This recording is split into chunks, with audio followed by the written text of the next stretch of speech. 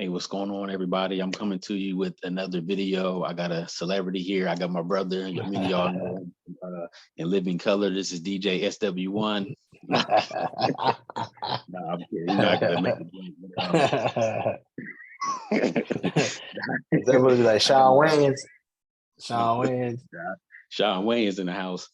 Dang. Nah, but I got my brother Alfredo on, and just really wanted to just bring y'all quality content and just interview, another positive brother, just tell you some things that's going on, and really just wanted to inspire. So we're gonna have a real conversation like we usually do. But just want to thank you for joining me, and I guess just tell the people a little bit about you, because I know originally you grew up in you was born in LA but grew up in Ohio. Yep, born in South Central LA to be exact. Right. A lot of people don't know that, but South Central LA to be exact. Came to Kimberly Parkway out east. Probably when I was around 7, 8, very young, and ever since then, just grew up there. You was out eating, baby. So, we used to do little, Right. little bad stuff back in the day. You Right. know what I'm saying? Right. Little heathens. And then from there, we moved across the bridge over to Livingston. Okay. Livingston and Barnett, and then grew up there. And then after high school, I went up to Chicago. And then from Chicago, I went to HBCU, Central State. And then after that, then I was in Canada a lot, and then from Canada to Dominican Republic, from Dominican Republic to Houston, and then from Houston to now back here. Yeah, so that's a long story. So first of all, I just want to tell you, like, I'm proud of you. You know what I mean? Like I was thinking about this whole time and us being able to talk and do this interview and everything. And it's like, I just want to give you your flowers now. A lot of times I think we see a lot of people passing away, a lot of people going through stuff, or we see people from our same neighborhood and we don't really acknowledge them. We may hit a like button on Facebook or something, or may see it from afar, but I wanted to just personally tell you, like, I'm proud of you, from us growing up in the same neighborhood in Ohio. You know what I mean? We didn't really have a lot of resources. So I was kind of wanted to just ask you about, first of all, I'm very proud of you, but I just kind of want to ask you about that. Like, how does a kid from Ohio gain some of the success you've had? And do you think if you would have stayed in LA or stayed somewhere different, you would have had it more? Like, I mean, how does that happen? Us coming from where we came from, and kind of doing the things you're doing now. Yeah, I think it was to be honest with you, I think it was exposure. The more there's I always say this quote because I think it's very powerful. I think it's very true. The more you get exposed to, the bigger you're thinking. Yeah. So when I went out to Chicago expanded my thinking. I'm seeing way more stuff. I'm seeing, what I'm saying, is actually making me mature a little bit, and little stuff that I used to think was funny here, they didn't think it was funny. What I mean by funny, I'm talking about, like, there was a time back in the day where we always go to the mall, we doing our thing, finessing a few stuff, and then we just like joke on everybody coming in, everybody laughing and giggling. They don't play that in Chicago. Yeah. You try to joke with somebody. I said something about some girl's toes, and she literally squared up with me like, "You don't know me, Joe. What's happening?" Like, I'm like, "Oh, wait a minute. Back home, we could do this. This is cool. We can joke on people, and they ain't gonna say or do nothing." But in Chicago, it just kind of matured me a little bit. Like, oh, okay, wait a minute. You can't talk about everybody here. And then not to mention, it's just you just seeing a lot. Like for me, I actually got to see a lot out there. A lot of good, a lot of bad. It's just a variety. So it kind of matured me, and it kind of just expanded my thinking on a lot of different things. So to answer your question, I think like exposure, and not to mention all the other places I've been to, and just learning and asking questions and talking to people. And it just became planting seeds and just talking and networking and letting people know, like, hey, here's my business card. You may not use it now, but whenever you do, just think about, you know what I mean? Right. And I always call people too, like people that I met, you know what I'm saying? I'll call them on their birthdays. I'll call them more, or just randomly just see how they been. So I always kept building relationships with people. I don't care if it's an old lady on the bus. If we had a good conversation about life goals, or it just might have been a connection, I will Yeah. exchange information with them and then follow up with them So it's because kind they of like always know somebody. They always know somebody that knows somebody that knows somebody. right. So now I think that's important too, because you've always been a genuine dude and been humble. And I think that's important because I feel like a lot of people, they use people. You know what I mean? It's only when they can get something out of the deal that they'll call or reach, you know what I mean, reach out to somebody. So Yeah. that's good too. Like you said, it's important. So Plus, man, a lot of people got some like me being a people person. Like a lot of people have, and then also too as a filmmaker. So every time I talk to somebody, they're either a character or they have a very severe story that can be placed in a film from an idea I may have been sitting on for a long time. So right. that's another way perspective I come from. I mean, coming from when I'm talking to people is they got an interesting story or they're a unique character because there's some people that just naturally just funny. They talk funny, not in a bad way, but talk like different. Yeah. And you could utilize those characters when you're writing a project or thinking of an idea and you try to think of creative, unique ideas. You know what I'm saying? So that's one way that drives me to like trying to connect with people because they could be an interesting story or their story can inspire me or encourage me or like, oh, I ain't gonna do that. Yeah. So is that something you always wanted to do? Like as a kid, when did you know you wanted to either act or be behind a camera or be a filmmaker? Was that something that was always inside of you, or did that exposure kind of lead you to that direction? Exposure. So like I always wanted to be an architect. That was always like my dream, to always to be an architect and to build my own home or for the family, whatever. It's always been a dream. But then when I actually took college courses, I was like, nah, this ain't for me. I Yeah. This is not me at all. So um eventually I ended up start taking like matter of fact, I was in Chicago. So this guy I met told me to come out to his like his acting like improv class. Yeah. And my whole entire life, I've always been a class clown, always getting kicked out of the Right. classroom, always getting expelled, always getting suspended just for being a class clown. Not because I was a bad kid, but I just loved entertaining the class. Right. And I was always fresh. I always had the hot sneakers, I always had the nice clothes. So and being in front of the class was just like it's time to perform. Give you And that adrenaline rush. Yeah. yeah, so that's always been there. So once I realized the architect classes wasn't for me, and then this guy in Chicago told me to come to his like acting improv class, and we had to write characters and then perform them in front of the whole group. And something about that performance just kind of hit me like, wait a minute, you mean to tell me I can get paid to make people laugh? I can get paid to be a performer? So that made me switch my well, no, I'm sorry. I ended up transferring to another school, and then I ended up making my major radio TV, and then I had a minor in theater. Mhm. And then in that process, from going to freshman, sophomore, junior, I was writing plays, I was performing, and it was like so much fun. And then after that, I went on tour with the urban sketch comedy team, and we used to travel city to city doing like kind of like in living color, like sketch comedy. Yeah. And then once that kind of like came down a little bit, and I was doing a lot of commercials, a lot of different films, and then I don't know, the payment system just wasn't as fast as I thought it would be. And Yeah. not to say, you know what I'm saying? It was just like, all right, I love acting, but it ain't paying nothing. It's just like, all right, I did that. That was cool. Everybody thought that was good, but the money that I'm getting, I mean, that's you get that on groceries, gas, and then you like, come on. Right. So I think I just kind of woke me up to say, you know what?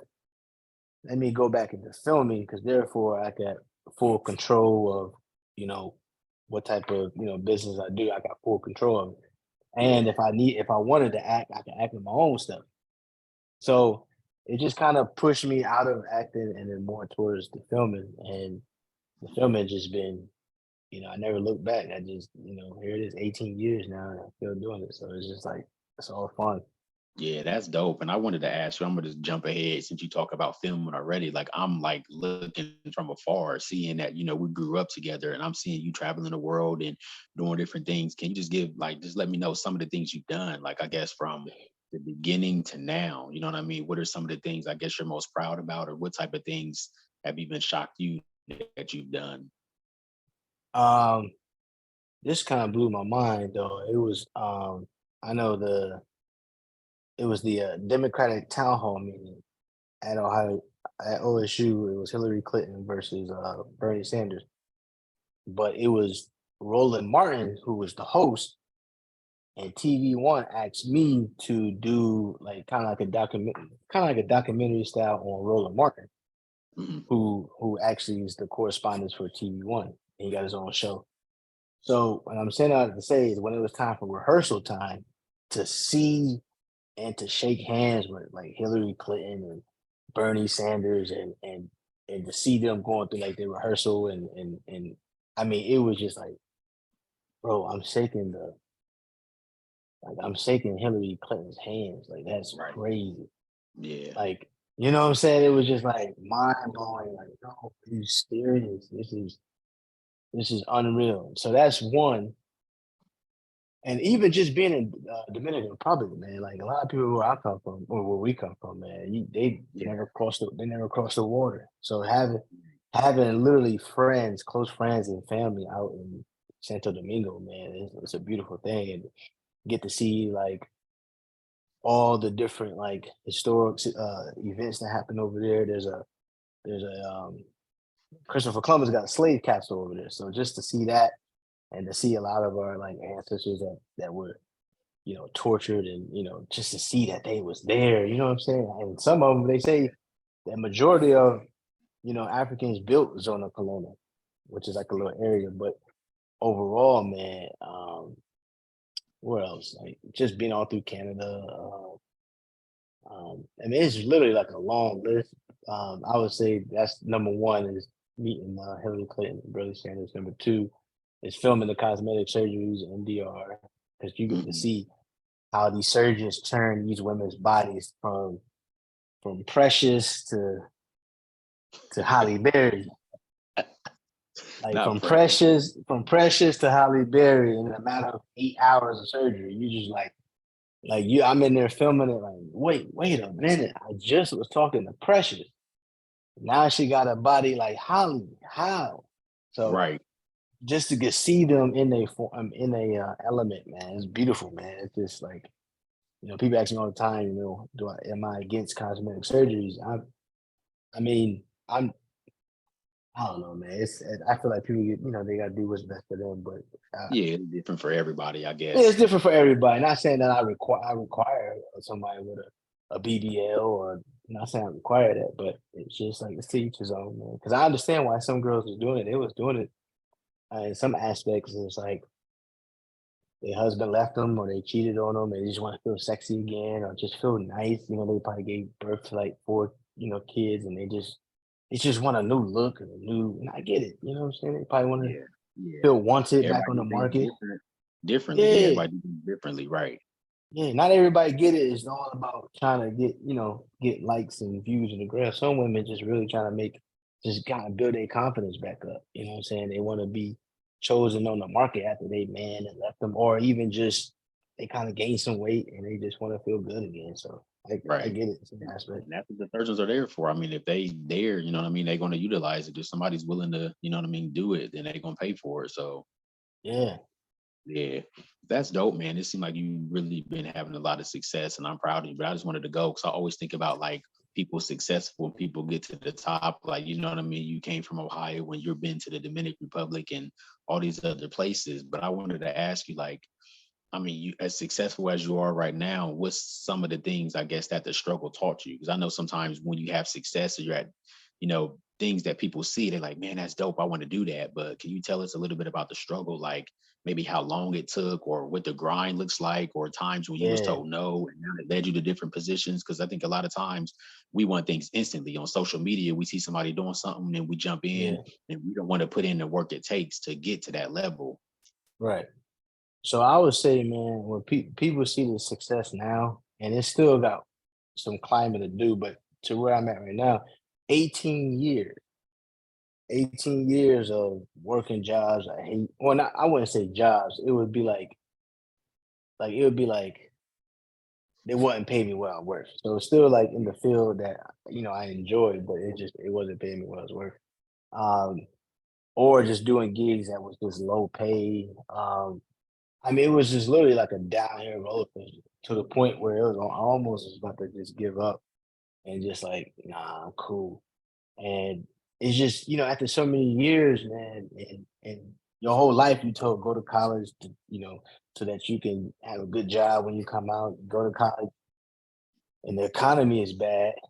Ain't nobody Right. hiring in your field, you know what I'm saying? Or, they like when I was in school, for TV and radio and all that, they kept trying to push us towards the news.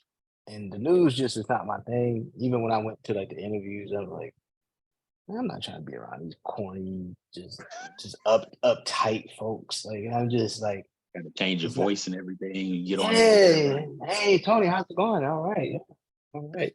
Like I just couldn't see myself doing that every day. Yeah. I want to wear a Nike tracksuit, or what I'm saying. I want to be comfortable. I want to just be able to just be Be free, yourself. man. Yeah, be Yeah. myself.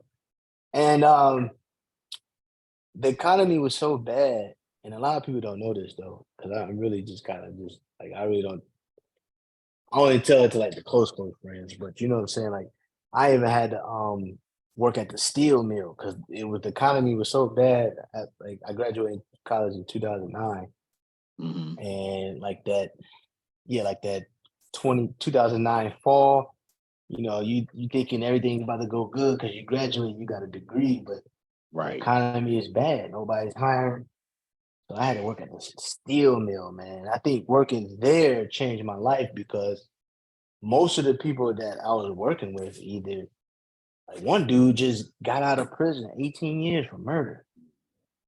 You know what I'm saying? So I'm like, God, why I'm around nothing against him, but why I got a degree.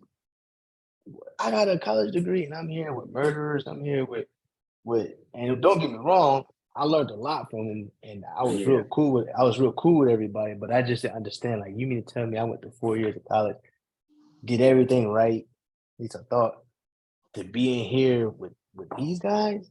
But Yeah. Sometimes it's I that wake up call. Yeah, like that yeah, awakening. 'Cause I kind of had that same thing. Like when I got my master's degree and I'm teaching counseling, and it looks like, man, like I got a book, I'm teaching, I'm counseling, but then I'm still delivering pizzas because you're trying to make ends meet. You know what I mean? Sometimes doing what you love doesn't always pay. You know what I mean? So I'm yeah, working from my heart, got a degree, but it's just like, well, why are you working at this furniture store wrapping furniture? Why are you delivering pizzas and you a teacher? It's just yeah, like, what are you doing? But those things kind of push you towards your goal. Cause like kind of like you said, I yeah, was even here when I moved back to Ohio, I was a forklift operator and throwing trash. And then I'm sitting there and I'm like, it's more in me than this. Like yeah, I know I'm called to help people. So let me go back to teaching. You know what I mean? So I think that's dope. yeah, Like sometimes your dream will make you go downwards before you go up. yeah. Because also too, I think you go downwards to humble you. So let's Yeah. just say if I graduated, I'm writing plays, I'm just on a high, right? And then it's just like if I would have graduated college and went straight to doing big stuff, I probably would have been on a high horse. Yeah. I would have probably been, a little arrogant, cocky. You know what I'm saying? I don't know. I'm just thinking. But I think after graduation is kind of when everything went downhill. And like I was saying, I was learning a lot from the guys at the steel mill. Is there was an older guy there? I think he was around 78. And I'm like, man, what he doing here? He shouldn't be here. And they were like, I guess like years ago, he was like young. I think he started there when he was like 17, 18, whatever the case may be. He was about to retire. And then the company sold it to somebody else. So he lost all his whatever Dang. his seniority, whatever you call it, before he, retire and he could just live comfortable. When they sold it to another company, he had to start all over. So that's why he was there at the age of 78 trying to get back another 30 years. Yeah. And when you're hearing that, I'm like, you mean to tell me this man spent his whole life trying to get retirement So it woke me up, man. It woke me up to the point where I'm like, I never want to work for nobody ever again. Because if I work Yeah. hard for myself for 30 years, I could be, you know what I'm saying? I could be in a way better place than working for a company that immediately, in a blink of an eye, they could say, hey, our budget low for Q3, we gotta let everybody go. Yeah. At And that's the at yeah. So that's when I was sometimes like, man, I can't do it. yeah, sometimes your dream and your passion will force you to kind of launch out. Because that's kind of like me. Like I've been helping people my whole life. You know what I mean? Whether it was in church, at schools, teaching, and I'm at that point now where it's like, man, I got to launch out and do what I'm called to do. You know what I mean? And you don't Yeah. always know where the money's gonna come from, but when you're passionate about it, it comes easy. And that's kind of where I was. Mhm. Like, man, I got a master's degree, and I'm sitting here slinging trash, and I'm on a forklift. Ain't nothing wrong with that because I love to work, but you just Yeah. think, is it your whole life? Like I'm working on somebody else's hours, I'm depending on them, and you can't create your own. But I think that's Yeah. dope what you said about that humbleness. Like sometimes we have our life mapped up here, but when you go down, you're able to meet people and you learn, and then that's where you really get that grind from. Because what I learned is Yeah. like even the most successful people, they still got that grind about them to where they're humble enough to keep going. You know what I mean? And they're Yeah. not arrogant. And that was dope. And it's kind of humiliating too. It's like, all right, I went to college, Right. I got a degree.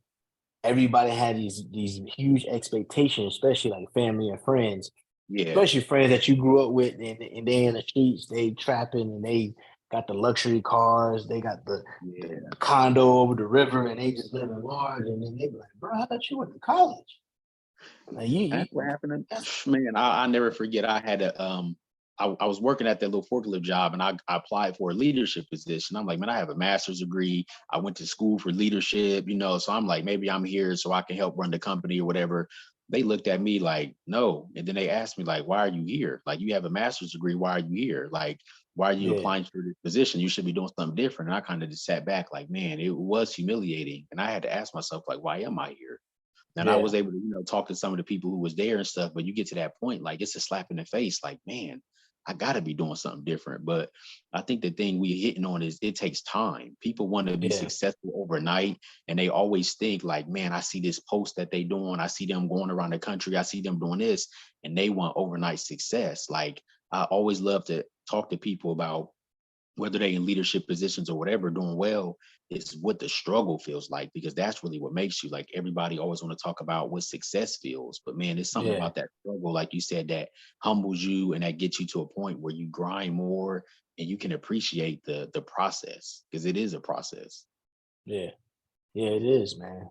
Extremely processed, but it's long. It's long. It's worth it though. It's like it may not be worth it once you in that season because you're like, man, this ain't fair. God, where are you? This is so embarrassing. This is this, that, and the third. You just mad at God. You mad at the world.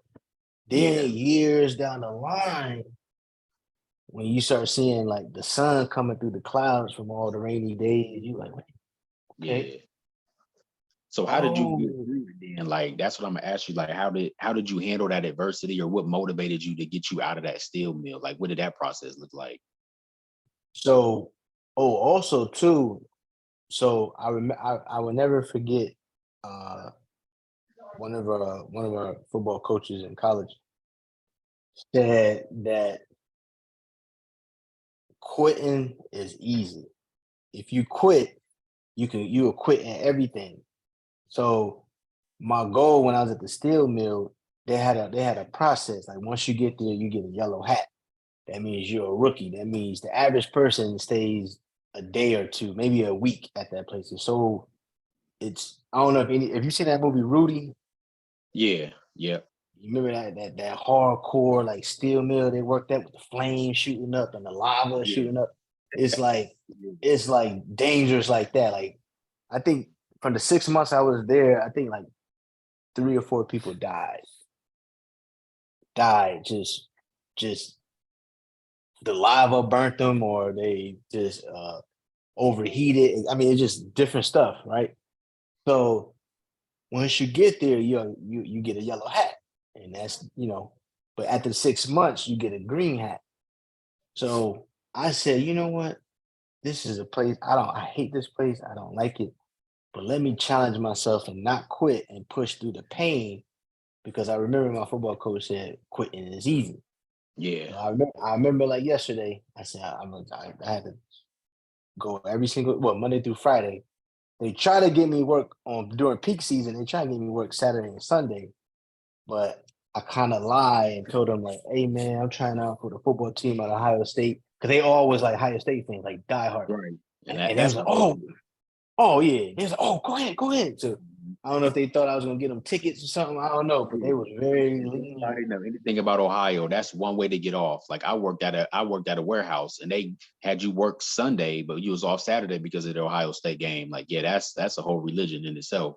Yes, and make a long story short, um, I end up getting the green hat, and it was kind of like a joy. And when I say a joy, not saying a joy that I knew I wasn't gonna stay. It was crazy. It's like once I got the green hat, I think like a week later, I just felt like a like I felt like my spirit said, "All right, you did it. You pushed through. You made it. Now it's time to go. Yeah. It's time to go." And like I felt it so heavy in my spirit. It was like, "Hey man, I think I'm done." And I think in that 6 months, it was teaching me not to quit when something's hard. Yeah. I That's mean, when I tell you, like, I'm not even exaggerating. This place was like, I think they say it was like one of the most like crucial, dangerous jobs in the Midwest I get because it it. I was, mean, I've worked at some places like that. Like when I came back to Ohio, my first job was Honda, and I had to drive an hour to Marysville. I don't know nothing about cars, and I'm working on the assembly line. I'm wearing all white, and it's hard work because when I tell you, soon as that line hit, you working, then the buzzer cut off, you take your break, and you got to be right back in your position. That was hard, but man, like you said, it's something about sticking it out. But I'm like, you know what? I'm not going to quit. I at least want to get through training because half the people who went through the training with me never made it onto the line, and then once they got to the yeah, line, you went in a class with 10 to 15 people and they always got a new higher class because it's such a high turnover. You know what I yep, mean? Or even like it's this place down in Lancaster or whatever, and they do like glassware, kind of like the steel mill where it's just you look like you down in the coal mine, fire is shooting up and they making glass. So I know what you mean, but it's something about yeah, sticking with something. Even with that warehouse, my wife was like, just give it a year because she knew I was miserable. It's hmm, not insulated. When it's hot, it's hot. When it's cold, it's oh, cold. I'm in bro, the element every single day, waking up at 2 a.m. You know what I mean? 10, 12-hour shifts. But she's like, just give it a year. And even in high hmm, school, like, me, I love basketball. I suck at football, but I joined the hmm, football team my senior year and hmm, I know no plays. I never played football in my life, but yeah, I didn't quit because I saw one of my friends get ridiculed, and it was just like I'm not a quitter. So I stayed on the right, team. I knew I never was going to get in the game, but I went to practice every day. I was a senior, so every time somebody got in trouble, we had to run the line, and it taught me how to stick with something, even though I knew I was never going to get in the game. So I think that's dope that you said that because if you can quit something like that, you can quit anything, and you wouldn't be where hmm, you are today if you quit. You know what I mean? So that's yeah, dope. yeah, yeah. It's like it was a place that I didn't like, but it was so many gems that I learned in that 6 months while I was there.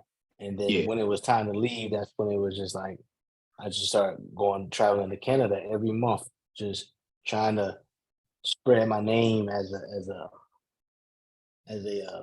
filmmaker, like as a videographer at the time, and just planting seeds. Like some wouldn't call me till like months later, some wouldn't call till like weeks later, some never called. But it was just planting those seeds, and then once people started, reaching out to me from Canada, it was just like, all right, this is like the first step of getting that international break because I didn't just see myself just in the Midwest. I always see myself really. I saw it before it was happening.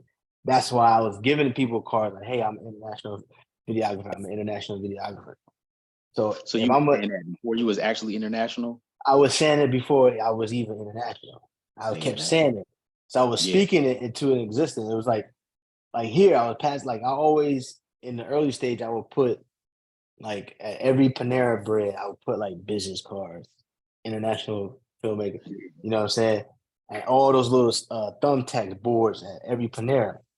And some calls I got, some they were just being nosy. So, what is it that you do? And you know, yeah, um, um, and then from there, I was like, all right, ain't nothing really shaking. It was just like, let me go across the water and see what I can do here. I can start a whole new like a whole. I just basically started all over. Nobody knows me, and then they're just like, "Oh, you're American." So once I started doing it over there, it was like I don't know. It's just like to I guess to them, Americans is like celebrities in some aspects. So So it just kept growing. you already kind of answered some of my questions, but I just wanted to ask you too, like, what advice would you give to like a leader? Because I see you as like a leader or like a fellow entrepreneur. You already talked about like seeing yourself bigger than what you are, calling yourself international before you are that, and going to different places, like kind of getting out of your comfort zone, which was Ohio and which was where you grew up. But like, I mean, what advice would you give somebody who's trying to start out? You know what I mean? They're going through the struggle. And you kind of already hit on some of it before, but That's a very vague question because it's like, I know everybody always try to say one little thing, you got to be dedicated. It's all, right, the it's the cliche. same. Yeah, the cliche. You got to be motivated. You got to be dedicated. You got to be this. All that is true, but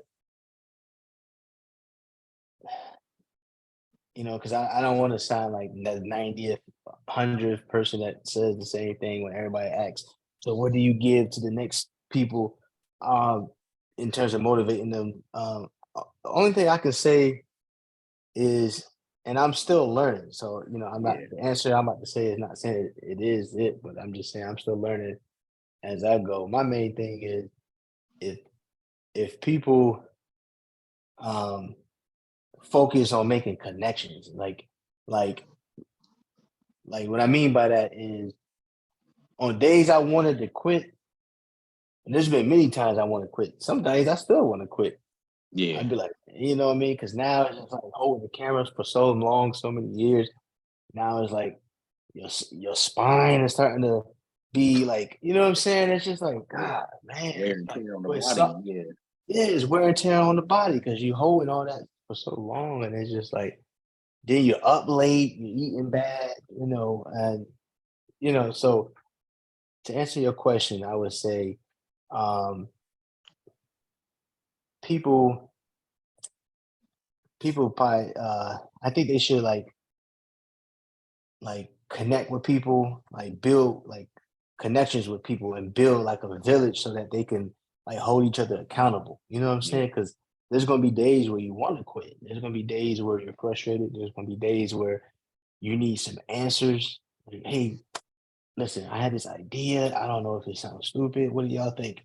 And that Yeah. village and that team and that connection can kind of help keep you going because, like I said, man, there's been so many times, even to this day, where I'm like, man, forget all this stuff, this filming stuff, and just So get how did a. you like build your village? Was it people that was already around you that you knew or grew up with, or was it some of the strangers too, or was it a combination of kind of just all of that? Like you just networking because you I think naturally it. have like that gift of talking to people for real. So was it just like your drive?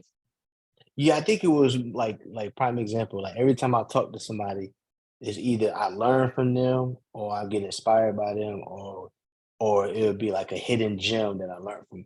So certain people that I talk to, I feel like there's like a connection. Like man, I can keep them around. They're like they're smart. They're intelligent. They got like not just a one point of view. It's just like they got a more broader like answer, if that makes sense. So I just Yeah. kind of stay connected with those people. Every time I have an idea, I share it with them. Or if I do a project, I share it with them and I ask them, their honest opinion. And I take the criticism very, very, very like real. It's like, all right, if that's how you feel, okay, then okay, what do I need to do to get better? So um basically, man, I just say, man, people just um if they can make connections with people, man, make connections with people, build a village. And if you don't have a connection with anybody and you don't have a village, maybe just encourage yourself daily, man. Like on my mirrors in my bathroom, I got like affirmations, man, on the mirrors. I got little audio joints I like blast through the speakers when I get up. Cause some days you ain't gonna want to do it. Yeah. Some days it's like it's tough, especially as an entrepreneur. You have your seasons where you good. You have your seasons where you're down. You got seasons where people ain't booking you. They ain't what you got to do. See, this is good for me too. Like I said, I'm just, really trying to launch out and do that. And that's what I'm saying. Like, it can't always be about the money. It can't always be about whatever. It got to be about your passion. And like you said, is you got to have people around you who support you and you got to be able to get back up when you hear no, you know what I mean, and those things like Yeah. that. So that's just dope to hear, you know what I mean, because some days you don't feel like doing it, but that's my thing. It's like what I do it without a camera on. You know what I mean? I've been doing this for years, like really encouraging people. You have a conversation with Mm, somebody, you're like, man, that's good. That really blessed me. Da da da da da. You don't yeah. want to get paid off that conversation, or you don't think like, oh, okay, I should share this. But like even this conversation we have, and these are conversations like the way we usually talk. And you hear something, you talking to a brother or a friend, and like, man, that's good. Like so many people need to hear this. So it's dope to share that because I think especially with social media, we get to a point where people on the outside looking in, like, man, this look dope, their life look perfect, everything look cool, but they don't ever Yeah. see the times where you want to quit and where you want to struggle. You know what I mean? Because I Yeah. remember there was the time where I was like, teaching, counseling, had a book, and from the outside looking in, it looked like, man, I'm reaching my goals, I'm doing everything. A lot of times you post your highlight reel. You're not posting what you're going through, but you can Right. feel lonely, or you can feel like, man, I'm doing this, but am I really affecting anybody? Where there's somebody who can be doing better than me, but they feeling like, uh, and that's just the problem with competition or not really having that village around you where people's holding you accountable, you Yeah. know. It's true. Yeah, man. Yeah, That village is very strong. And then sometimes it might not be a full village. It might just be one or two people. right. And sometimes that's You know all what you I'm saying? need. That's all you need. And when I say village, I'm not saying like I got a huge like 29. It's only like no more than five, if that. Right. And I talk to them, every day frequently, or, just to get ideas off my chest or answers, or, share certain ideas with them. And, some say, hey, that's not good. That's not, and then some say, hey, this is really good. So it just depends, man. But I think people, but then again, once again, some people might not have that. So what do those individuals do? I think they have to find it within, Yeah. encourage yourself, gotta, you know, um, speak those affirmations, And to I think it's yourself. both. Yeah, that's dope. Like I think if you have a little bit of both, you good. Because on the days you can't talk to your village or you can't reach those people, you can encourage Yeah. yourself. Because there's always going to be times where you by yourself, or your village may Hmm. not give you the feedback you need. So it's Yeah. always good. You know what I mean? That's what I look at. Like, I mean, there was a time where I'm sitting there counseling, teaching, motivating everybody, and I came home and I remember sitting in my backyard, like, man, where's my help? Like, who counsels Yeah. me? Because I'm Right. up there. I'm the counselor in this session. Nobody's counseling me. I'm the teacher. So where do I get my answers? Where do I get my help? Because I think sometimes people feel like you in a position of motivating people, or you in a leadership position, you got all the answers. But it's like, Right. who helps me? Who pastors the Right. pastor? Who encourages the encourager? So if you don't have that within, you're gonna be in a dangerous place because you always gonna have those voices or those moments where you want to quit and give in, and Right. sometimes it can be fake. You so used to encouraging everybody else, but you don't have nothing for yourself. So Yeah. yeah, you got to start when you just starting out doing that because you can't wait till you get to the top to be like, dang, I'm gonna encourage myself. Right. Right. Yeah, And then too, some people just don't know how. Like some people don't know how to encourage themselves. They might not have like spiritual guidance, or they might not have like someone who, you know, taught them how to go to God, or how to pray. Some people don't have none of those yeah, skills. So they have no village, they have no experience on how to encourage themselves. They don't believe in a higher power. Like some people just don't know what to do. And that's yeah, why sometimes they, you know, do other things that may kind of like distract them from their purpose and goals, because they just don't know. It's almost like the wave of the sea, they just getting tossed around everywhere. They don't know what to do, what I'm saying?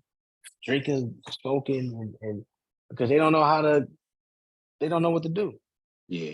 I'm glad you touched on that too, because now I'm gonna ask you like, what's your biggest influence? You know what I mean? Like whether it was people or a higher power, like what influences you? Whether it was something from childhood or even now, like is there something that influenced you or that keeps you going, or when you down, what kind of picks you back up? Um, what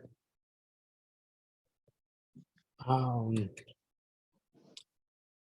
I know, and I don't know if this answers your question, but I remember there was a time I watched something with Michael Jackson, and someone asked him a question, and he was just like, music just consumes him. Like the ideas just always just it's just something creatively always comes to his mind. Something always creatively comes out. He just always sleep, breathe, and eat music.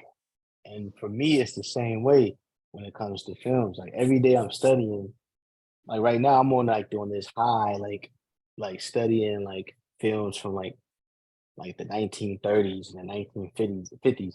And people think that's crazy, but when I'm watching those films, I'm like, this is where a lot of Spike Lee and a lot of these, Quentin Tarantino, they're getting these ideas from these films. These films are like brilliantly shot. Like Mhm. I'm talking about masterpieces. I didn't even think they was even creating like great stuff like this in the 1930s. I think it was just I was trying to find some inspiration.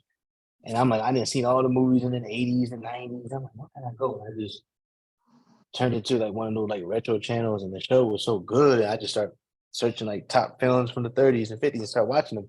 Yeah. And it kind of um yeah, I started studying. So a lot of the inspiration that, you know, currently what I've been doing is just kind of going back in time. But some days where I get like my passion projects, normally it comes from like either I'll just ask God like, hey, I need an idea for something, help me out. And sometimes it'll come right away. Like I might hear something, I'm like, oh, that's a perfect idea. Then I take the idea into like beginning, middle, end, or then or sometimes I just be in the flow and just write it all out. And then there's sometimes where it'll just be a word, and then like a couple weeks or a month later, I hear another word, and I tie it together, and I just kind of like build off of that. So a lot Yeah. of times, man, I would say mainly if I'm not going back into like back in the time and studying, then normally it'll come from God if I ask, or if I just sit quietly and just like, man, I need a new idea for something. It'll just pop up. Yeah. That's dope, man. I appreciate it. I mean, that's it. I mean, everybody had the things that they go through, different things, and that's kind of my story too. Is just, what I mean, everything that I do is wrapped up in my relationship with God. You know what I mean? Whether I'm at a school or at a corporation or whatever, it still drives me. You know what I mean? Whether I'm preaching, whether I'm teaching, or whether I'm can say the name of Jesus or not, you know what I mean? It's in me, and that light and those opportunities kind of create yourself, and you just kind of push yourself out there, and them things open up. So and Yeah, that's dope. Like I don't know what else to say, man. I'm just extremely proud of you. I appreciate you really just chopping it up with me, man, and coming on here because it's just dope to see like two kids from Ohio, you know what I mean, still yeah, friends, even though we don't talk every day. I think that's the blessing to me. Like we went yeah, years without seeing each other, we went years without talking, but when we link up, it's always on some positive stuff, and you know me, yeah, like I'm not just saying this because we're recording, like I definitely support you no matter what, you know what I mean, whether it's from afar. And I think for me that's important, you know what I mean? Every time I see somebody that I know personally, I want to see them win. So it's like whether it's buying a ticket to a film or hitting a like or us talking, you know what I mean? Just giving advice or whatever. I think that's important because I think we get to the point yeah, where we always want to compete with each other. You know what I mean? You see somebody you think doing better than you, and you just want to hit the like button, but it's one of them jealousy likes, like, okay, that's cool, whatever. But it's really not reaching out, like, man, how can I support or what can I do? So that's kind of the reason too. I wanted to just chop it up with you to just tell you, man, I appreciate you. I'm thankful. And hopefully this yeah, can really reach and inspire somebody. Cause I mean, I work with a lot of kids now, and I think a lot of them feel like because of where they start, they can never yeah, finish, or they don't have hopes or dreams and aspirations. And it's yeah. just dope that we here today, not knowing we be here and be able to just share this with other people, man. I'm proud of you. Yeah, and that's always hard too, man. Like I've been in neighborhoods in different cities, man. I've been like, I'll see the talent and the potential in them, but they don't even see it in themselves because of their environment that they're in. I remember one time, um, I was in Athletes of Action, and they sent me out to Watts, Watts, California. Now, in this neighborhood, it was Nickerson Garden, which is one of the roughest blood neighborhoods in in LA. So we're in Nickerson Gardens. Ironically, I ran into somebody with the college with that was actually in the neighborhood. So we end up playing like pickup ball, right? And one of the dudes, he was 18 at the time. I mean, he was what's that called when you can shoot right hand and left hand? Like was it Uh, ambidextrous expedition? or something. Yeah, Yeah. yeah. Man, I think he had like 32 points, man, shooting. I mean, he was tearing us up right and left. And I went up to him afterwards. I'm like, and I'm not even talking about just like street ball good. I'm talking about he was like D1 skill good.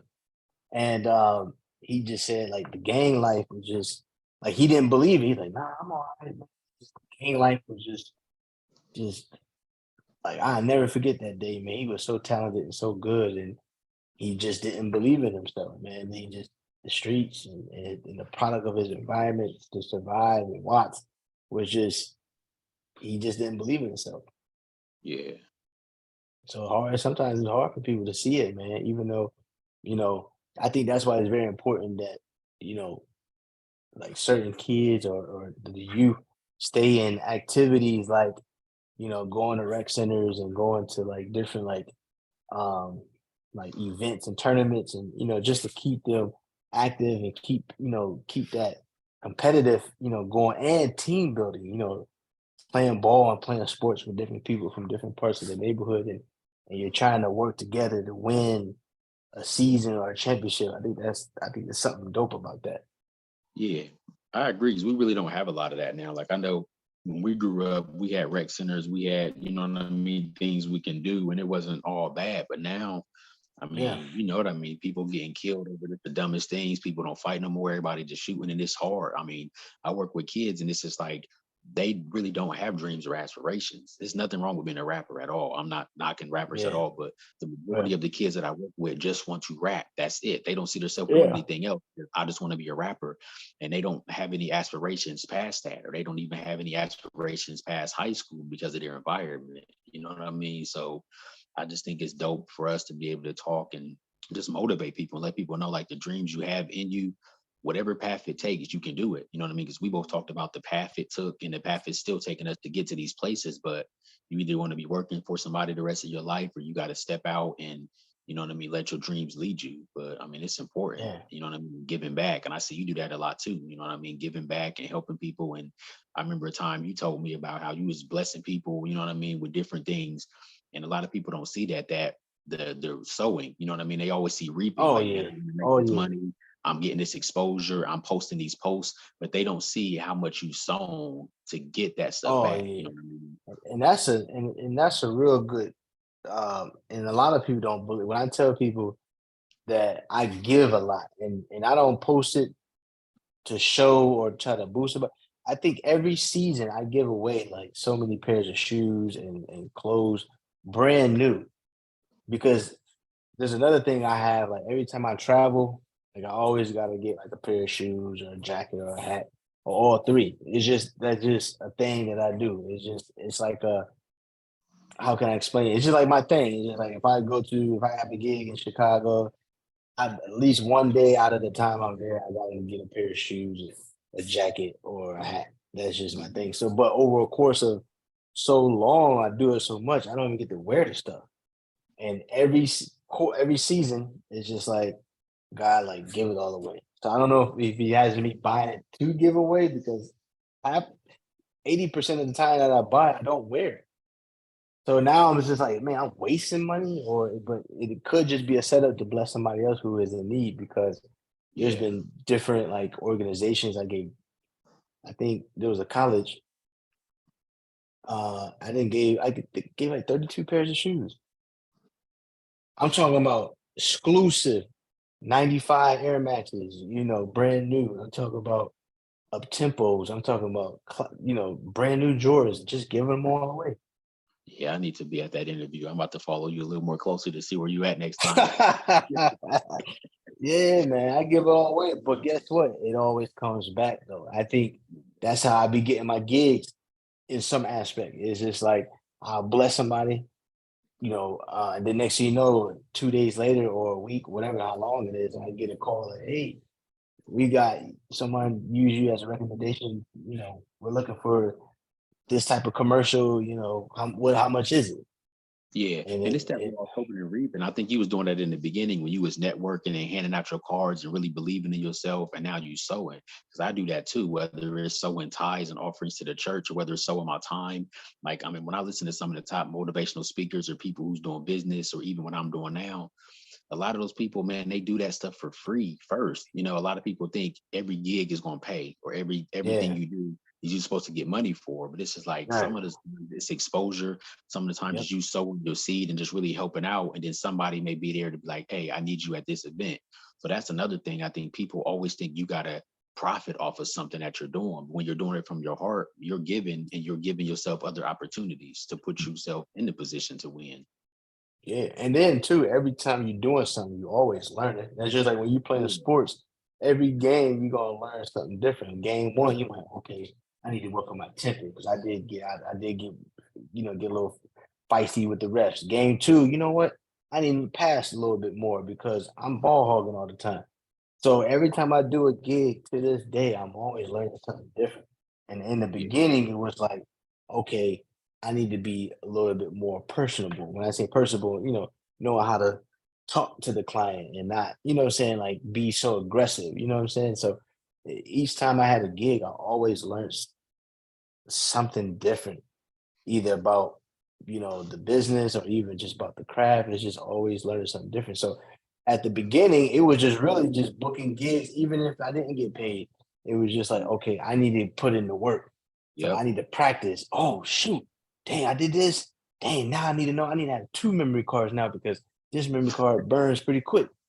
Then another gig, like, see, I gotta over prepare. Now I need to buy two of everything because with technology and when it comes to cameras and all this, it could just stop working for no reason. And now I'm you glad. gotta buy two of everything.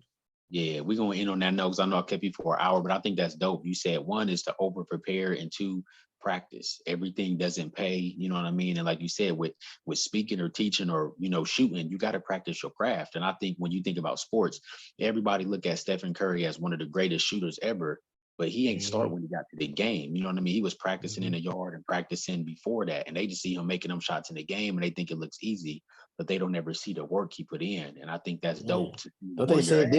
Didn't they say he shoot like and I don't know if I'm right or wrong, but didn't they say he shoot like 10,000 shots a day or something like that?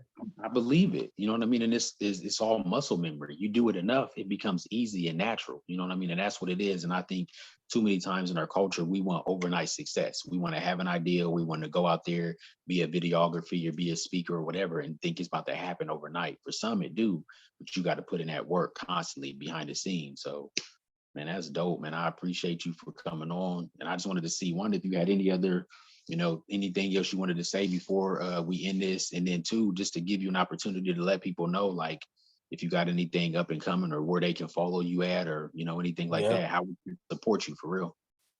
So right now I just finished the second year of Rap Snacks Symphony. So I don't know if you know the brand chips, Rap Snacks with all the different rappers on the bag of chips. Mhm. So last year they had us shoot Central State University, which is HBCU, and this year they had us film Clark Atlanta. So it's me and a few other great filmmakers, uh, which I was the director, and then my homeboy Tyler is the co-director, and my boy Nas, he's the producer.